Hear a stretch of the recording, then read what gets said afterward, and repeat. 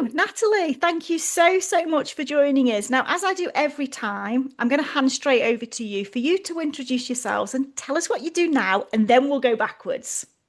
Okay, thank you for having me, Emma. It's lovely to be here. Hello to anyone listening. I'm Natalie Webster, and I'm a visibility expert and business mentor, and I help creative business owners essentially live their version of a dream life to work in a smarter way rather than harder. Because for me, it's all about the rich life, and that's why I also have a podcast called the Rich Life Podcast. It's about that freedom of time and just enjoying life. Amazing. So you've listened to that. You already know this is going to be a brilliant conversation because we both believe in this so much. But we don't just wake up doing this, do we? So take us back. What did you do before you became a business owner? Or have you always been a business owner? Oh gosh, Emma, it's quite a story. So I'll take you way back, almost 25 years actually. I had my son, I was 17 when I was pregnant with him, had him at 18. And then when he was about 1.5, I went to college, part-time for a year, full-time for a year. That led on to university. And then straight out of university, I got a job at ASOS, which is online fashion. And I was there for 2 years. Then Fig Leaves, which is online swimwear and lingerie for a year before I went self-employed.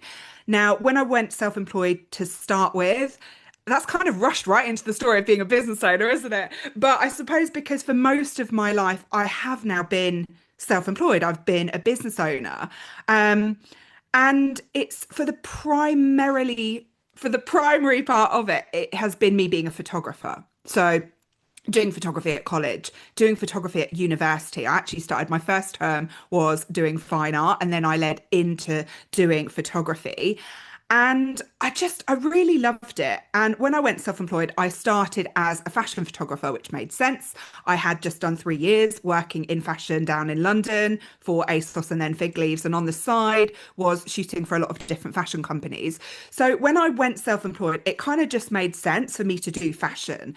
And for the first sort of 4 years of me being self-employed, I mainly did fashion photography, and we're talking editorial, so magazines, and also commercial photography as well. So shooting for companies that use the imagery to make them money. So from the editorial side of things, you've got LUK, Cosmopolitan. From the commercial side of things, Tesco, Vidal Sassoon, and essentially it was pairing those things. But what I realized is that being self-employed and living in London, and at the time my son was 9 when I went self-employed, I found it really hard to know where the money was coming in day to day.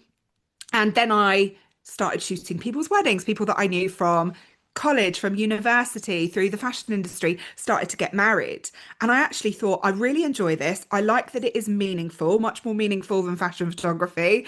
And I also really like that I know when the money is coming in. So obviously being a self-employed mum living in London, no financial help from anybody else.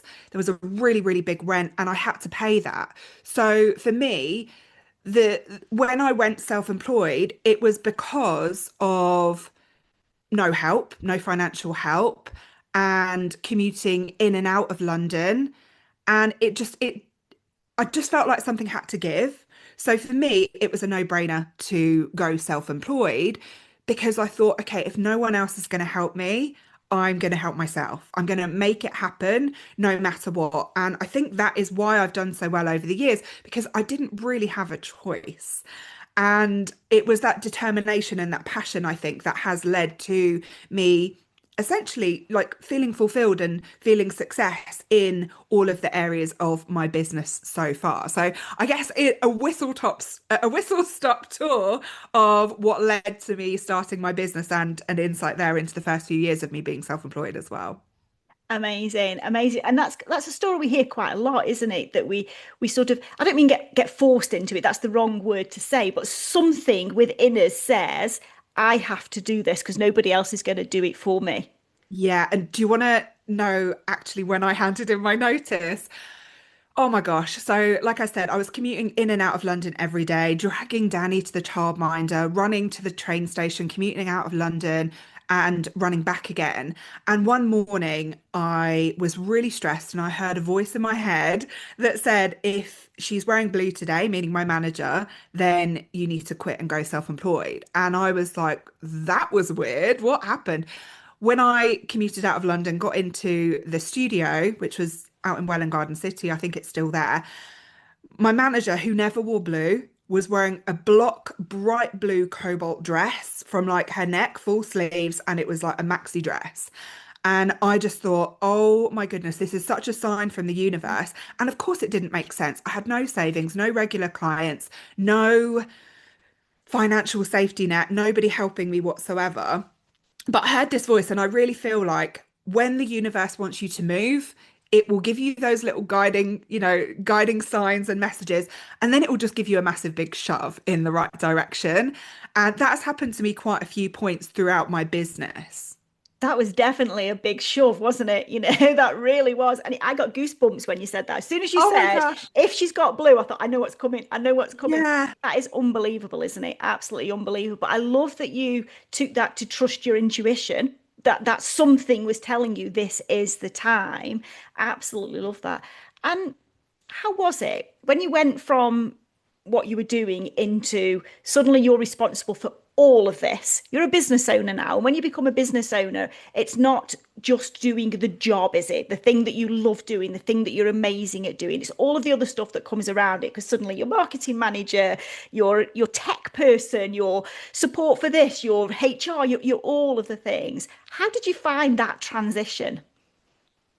When I went self-employed, there was nowhere near the amount of software platforms that are available now. So I actually think that anyone that is thinking about going self-employed now, it's much easier on one hand, but also because it's much easier, there's much more competition, there's much more noise online, it's much harder to get seen now. So when I went self-employed, like I say, there was no social media. I actually didn't have an Instagram for my business until probably about 8 years in, I think. It was quite a long time. I had a Facebook page, I had a website, but other than that, that was honestly the extent of it. So I didn't find that I had to wear that many hats. And what I did initially is I utilized what I already had, what I already knew, which was my network. So people who I'd met at ASOS, people who I'd met at Figley's, people who I'd met, over the years doing shoots for. Because when I started at ASOS, they had one studio running 2 or 3 days a week. And 2 years later, they were opening their sixth studio running 6 or 7 days a week. So that is the growth that that business had over those 2 years. And of course, everyone that came into the business needed headshots. So I made it my job to do the new recruits that their headshots, whether they were people who were interns or whether they were like the big, leadership team, Mhm. and the managers of the marketing teams, they all came to me and I made them feel really comfortable on their first day, getting their headshots for them. So when the time came for me to go self-employed, I literally reached out to people and said, I'm now self-employed.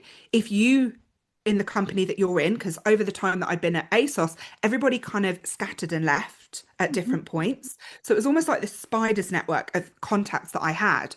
And I literally reached out to everyone, whether it was on Facebook, like I said, Instagram didn't exist back then, or what else? I think just direct email. I don't even think LinkedIn existed then, or if it did, I think it did actually, but I didn't really use it. It was more me emailing people directly or messaging people on Facebook. And like I say, it didn't feel like I had that many hats because there wasn't so much to do like there is now, like you say, with the tech and all the software. It was me just kind of messaging people and saying, if you need a photographer, I'm now self-employed. And it worked. Yeah. Back then, it worked. And I started shooting for loads and loads of big companies, including like Arcadia, Net-a-Porter. I can't remember the umbrella company, but like Coast, Oasis, and Karen Millen, whatever that umbrella company is, I was shooting for them quite a lot. And I think in this day and age of it being so busy and being, so much noise out there on social media, I think that a lot of people underestimate the power of their network, of the connections that they already have. And that also worked for me when I transitioned into mainly wedding photography, was I reached out. and said, "Are you getting married? Do you know anyone getting married?" And people said, like, "I'll literally ask around," or actually, yes, someone in the office has just got married. So, like I say, I think it's not putting enough importance on that personal network or not nurturing those relationships. So I actually found it not too bad when I first went self-employed. But the thing that I found the hardest, honestly, was not having a big payday at the end of a month. And Yeah. it took me probably a couple of years to actually feel safe and secure in the money coming in smaller amounts over the month rather than that big amount at the end of the month. And I think that was the thing that I found the hardest. And what I found really helped me is putting together a simple Excel spreadsheet, which I still use even now today, Emma, 15 and a half years later, Love an that. Excel spreadsheet to track the incoming. So even though I knew that there wouldn't be a big payout at the end of the month, I at least knew what the amount coming in over the month would total. Yeah, yeah.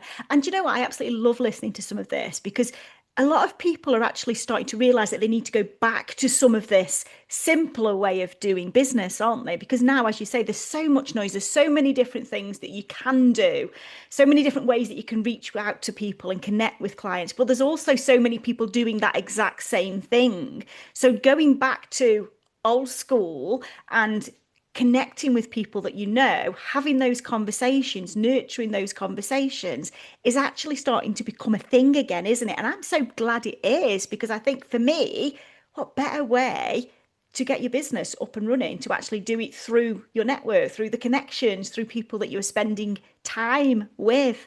So I love that we're going back to some of the old school methods, picking up the phone and ringing somebody. It's like, whoa, people don't do that anymore, do they?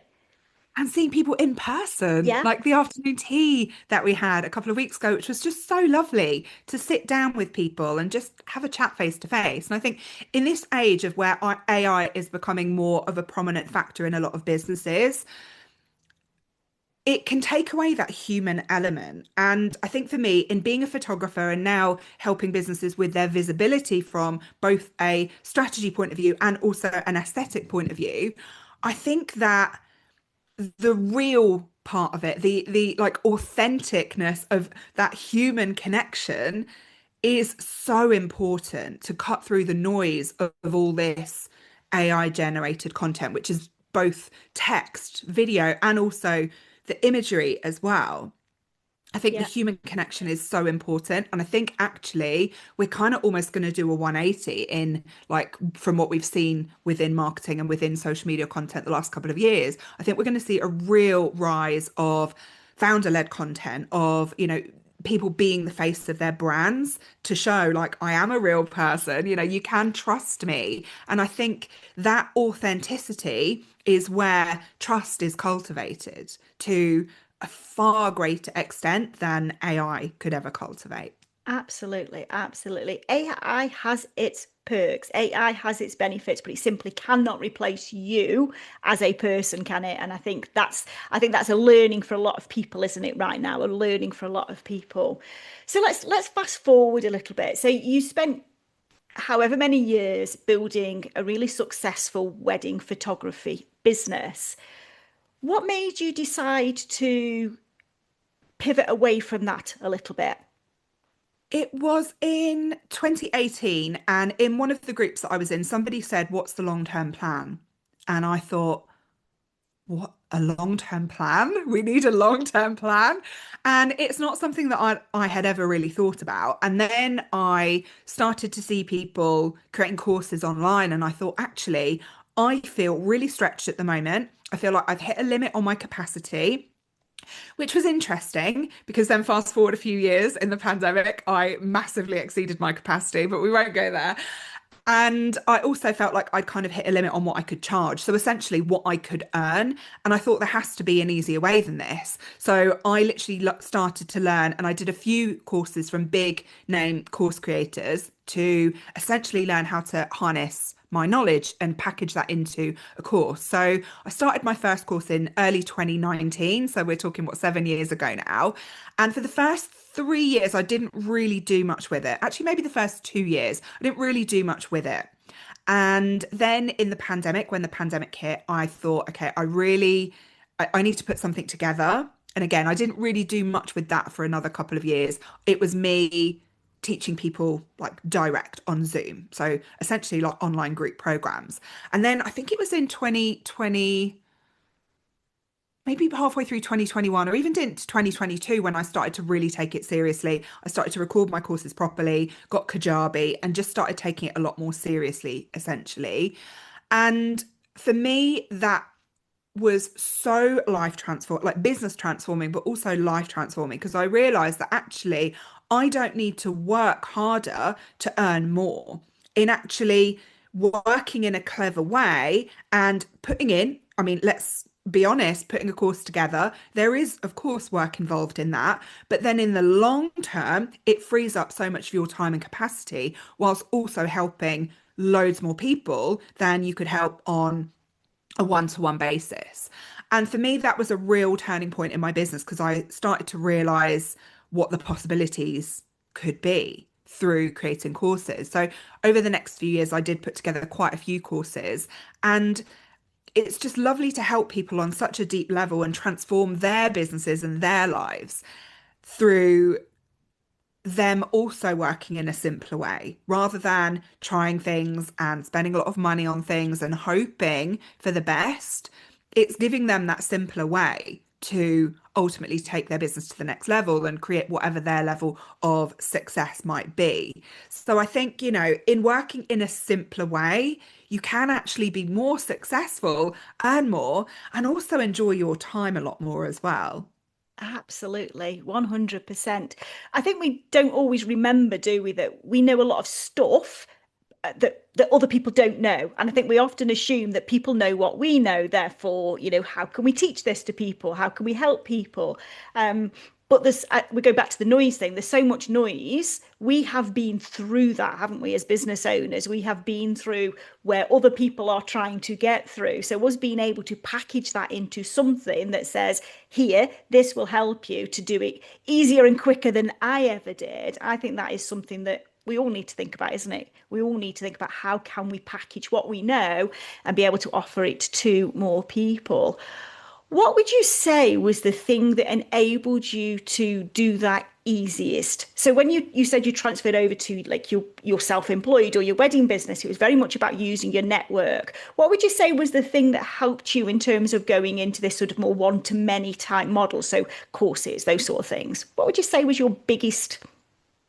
Oh my gosh, mindset for sure.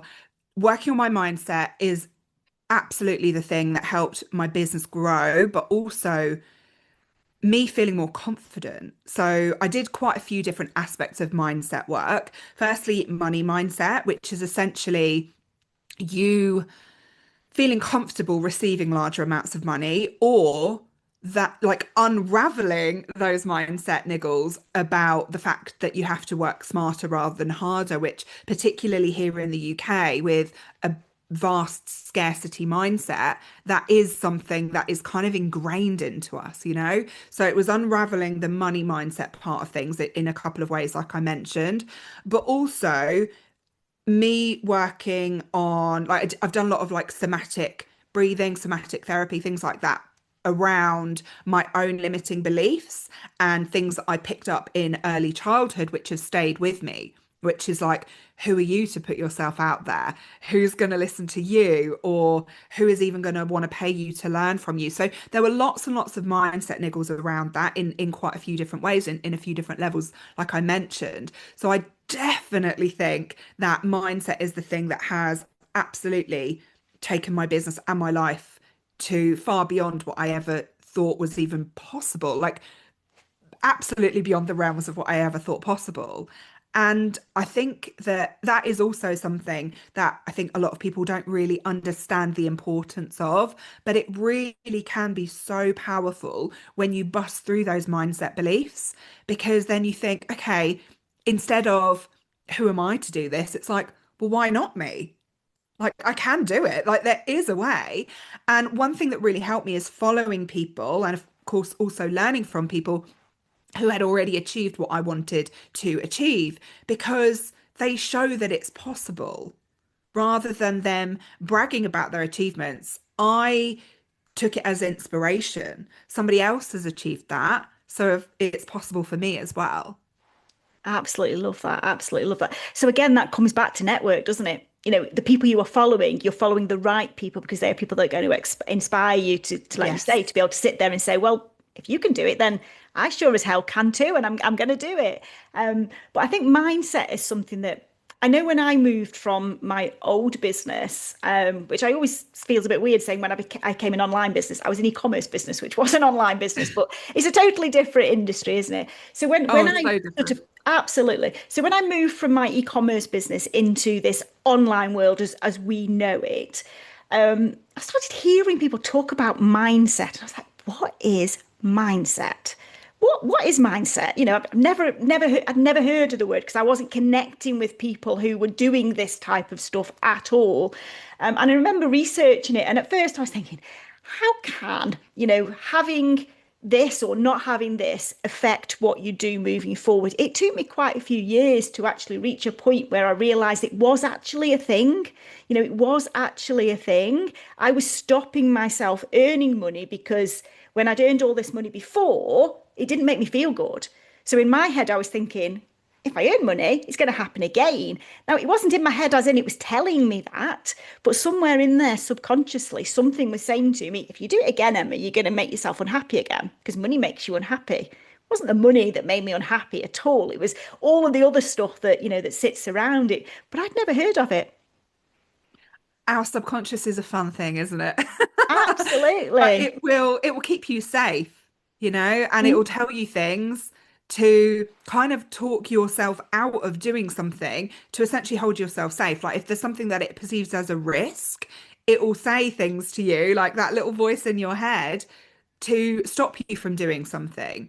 And I think that through honestly therapy and through me doing a lot of like listening to podcasts, reading mindset books and things like that, it's coming to understand that that is what it is. It's your brain keeping you safe, that like primal, deep part of you that is keeping you from taking a risk in case it's damaging to you or hurts you or you end up becoming anxious. But I don't know about you, Emma, and I'm pretty sure you're the same as me, but I'm now comfortable being out of my comfort zone. I now like taking the risks because life is all about those risks that you take. I would much rather take a risk and it not work out than spend my life wondering what if. Absolutely, absolutely. And I think that's what makes an entrepreneur, a business owner, be an entrepreneur or a business owner, isn't it? And I think, you know, growth is something that you are constantly going to come across. You're going to get to a point where you do something that you never thought you could do, and then it feels comfortable again. And then you're going to think, actually, there's something else that I want to do now. So I'm going to have to get uncomfortable again. And the ones that do it are the ones that get to where they want to get to, isn't it? But anybody can do it. And I think that's the important thing, isn't it? Absolutely anybody can do it. Um, if you can just get There's your that mindset in saying, right. isn't there? I think is it Henry Ford? I can't remember who said it, but it's if whether you think you can or you think you can't, you're right. Was Yeah, it Henry Ford? it was Henry Ford, wasn't it? I think it was Henry Ford.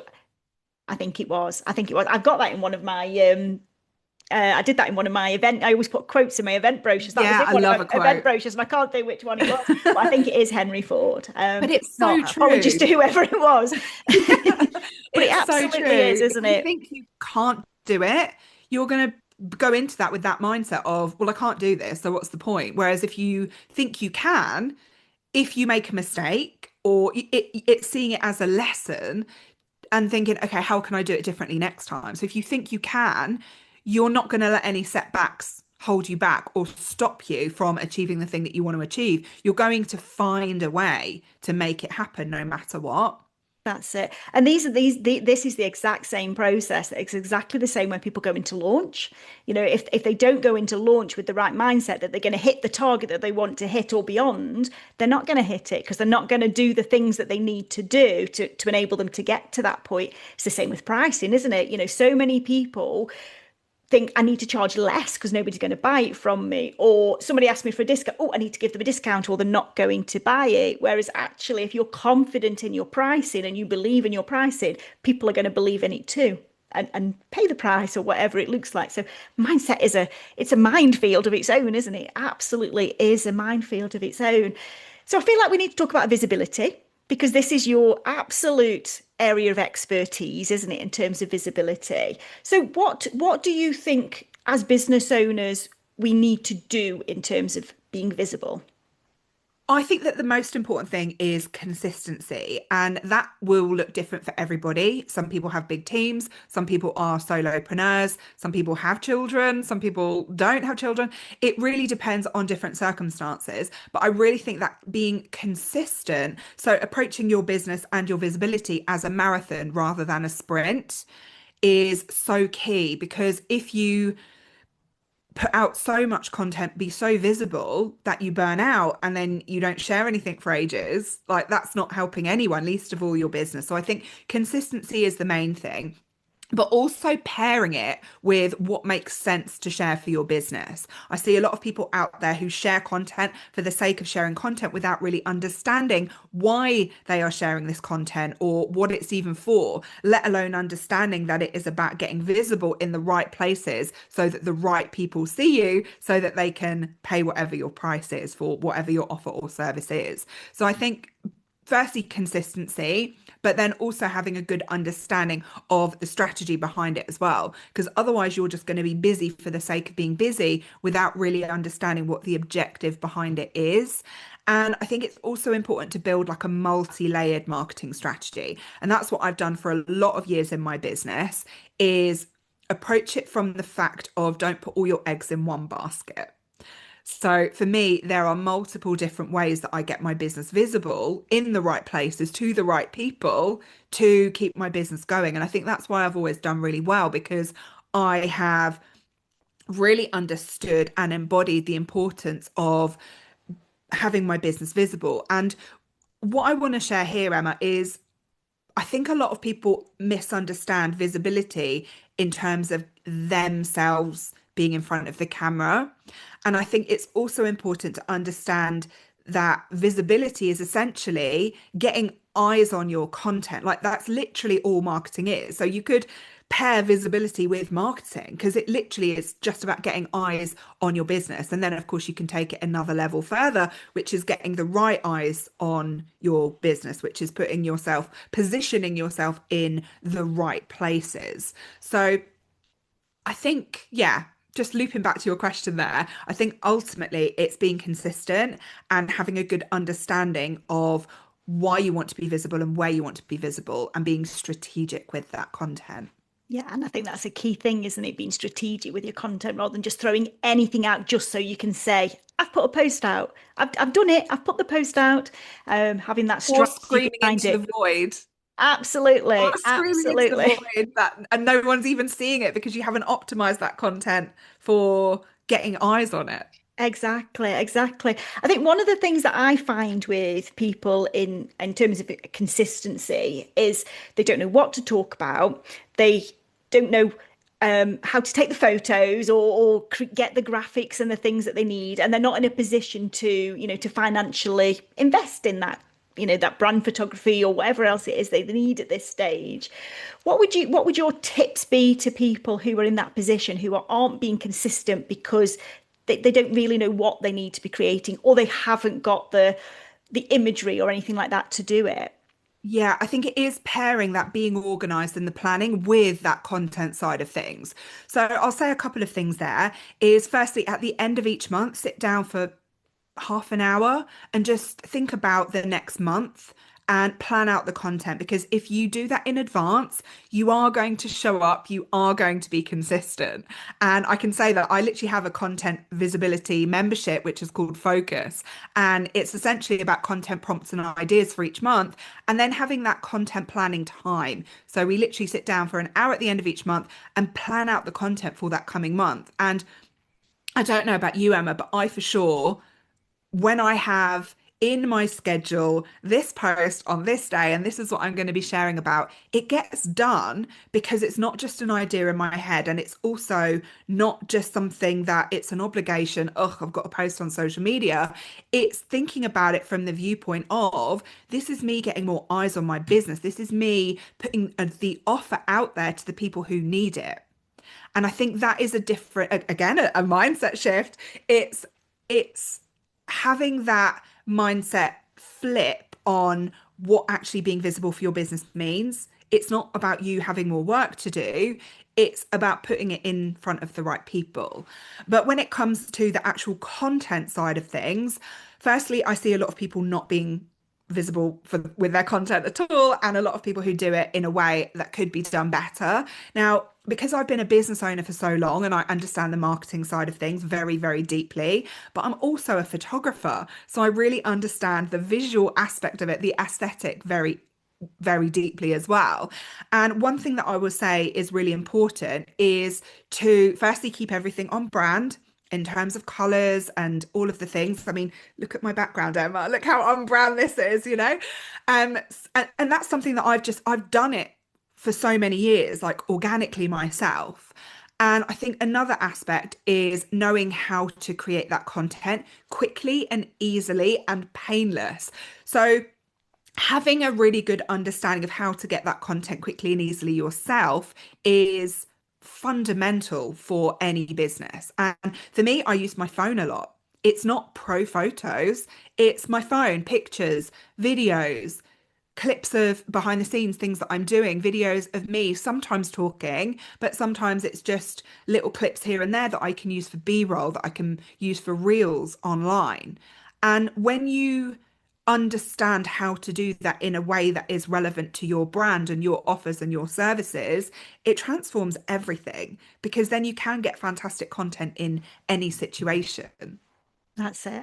That's definitely something for people to learn, isn't it? That, it's not something you're born with, is it? That sort of knowledge of what to take the photograph of, where to grab the B-roll and that sort of thing. So what's next for you? Where are you growing and moving now? Because I can tell from our conversation that you like to move and groove and do more. So what's next for you?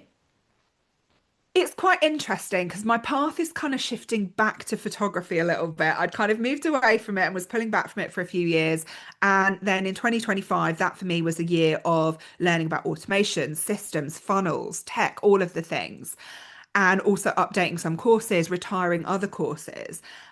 And what I'm really feeling called to, like literally, I in my head the whole year in my head I've just had the word visibility sort of over and over and over. So for me, it makes sense to pair the visual side with the strategy side. So there'll be lots coming in 2026 and beyond to help business owners get visible, but also to create that content easily. So there'll be done for you aspects of the business where I am going to do like brand shoots. And I think, as we talked about on the afternoon tea day, maybe even putting together content days and content retreats because I love, love, love to travel. And I know how important that has been for me for my perceived value and my brand positioning. So, content retreats, but also other courses because my heart is in courses as it has been for like the last 7 years. So putting together courses for other business owners, helping them get more visible from, like I said, both the strategic marketing side of visibility, but also the side of, I mean, literally using your phone to get great content in any situation. And for me, that is so easy, but I know that a lot of people don't know how to do that. There's certain things that they can be doing very, very quickly and easily to just take their content to that next level and increase their perceived value. So those are a few insights of what I would what is coming. I'm not giving myself a way out here. That it's a non-negotiable because I know how important and how transformational this type of learning and support can be for any business owner, any industry. Absolutely. And any size of business too. I think that's the important thing, isn't it? I mean, I Yes, am yes. super excited for the content retreats, I have to say. Uh, super, super excited. Super, super excited. Okay. So as we start to wrap this up, we could literally sit and talk all day. What would your biggest tip be for our listeners? My biggest tip, I think ultimately understand the reasons for the content that you're putting out there rather than just putting content out there for the sake of it. Really think about what purpose is this serving? Is it serving for people to find me, to notice me? Is it serving for me to educate people about how I can help them? That sort of middle of funnel content, right? That nurturing content. Or is it for conversion content? Because those three different areas are they work in very specific ways through people finding you, like scroll stopping content, literally, people stopping their scroll. Or do you want people to know a little bit more about you? Or is it converting content? Because I think a lot of people try and go viral a lot, but then they're actually not focusing on that middle of funnel or top of funnel or bottom of funnel, I suppose, the tiniest little bit, which is when you're kind of filtering people through and converting them into paying clients. So it's understanding the different content to share at those different stages of the customer journey. And you can only do that really by sitting down and thinking about it. Otherwise, it's just putting content out there for the sake of it.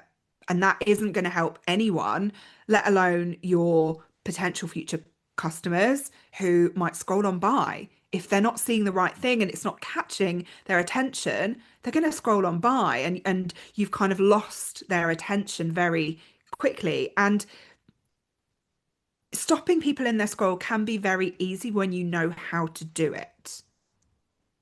So yeah, I suppose that's what I would say is to have people be a bit more intentional about what they're sharing and why, rather than just putting out content for the sake of it. That's just busying yourself without getting results. So, for anyone listening who isn't currently getting results or they're not getting the results that they want to be getting, it's about sitting down and being intentional about what you're sharing and when.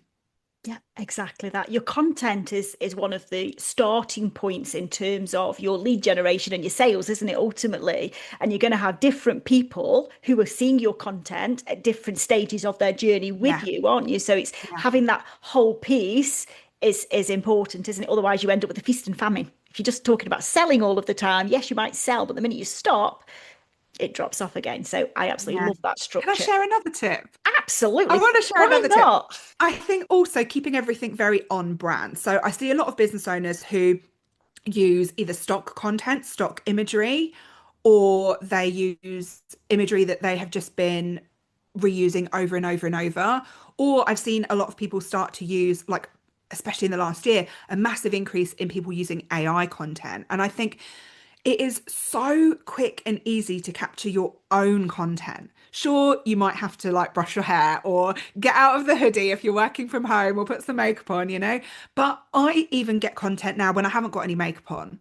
And it's so easy to show up now if you know how in the right ways. And of course, what content to share at the different points of the journey, like I mentioned. So, yeah, I think understanding the objective of the content, but also getting content that is really on brand and consistent, because consistent brands are the brands that build trust, that are more likely to get those higher sales. Exactly. And I think, as we said earlier on in this episode, there's so much noise out there now, so many people doing this thing of, starting their own business and being online and trying to sell the things that we're all selling, that you need to stand out. And your brand is the thing that is going to make you do that, isn't it? So that consistency piece Yeah. again, consistency is going to keeps coming out, doesn't it? Is super, super important. Thank you. Two tips. There you go. You've been absolutely spoilt today. Spoilt. Okay, Natalie. So I'm going to share all of this in the show notes anyway, but where can people find you when they want to come and follow you? They can find me over on Instagram at I am Natalie Webster. I would love, love, love to hear from you. Like, let me know if you found me on this podcast. I can share it with Emma. I'm sure she would love to hear as well. And I'm also, my Rich Life podcast is available on Apple, on Spotify, and all top platforms as well. In terms of Amazing. my website, the website is in the works and that will be coming soon. And that will be natalie-webster.com. Amazing. So do go and look Natalie up and definitely tell her if you found her from this podcast, because I would love, love, love to hear that. So, Natalie, thank you so much for joining me. I have loved our conversation. I hope you have. I have, Emma. It's always lovely to speak to you and always lovely to see you as well. Amazing. And everybody else, I just want to say thank you for listening. We will see you next time.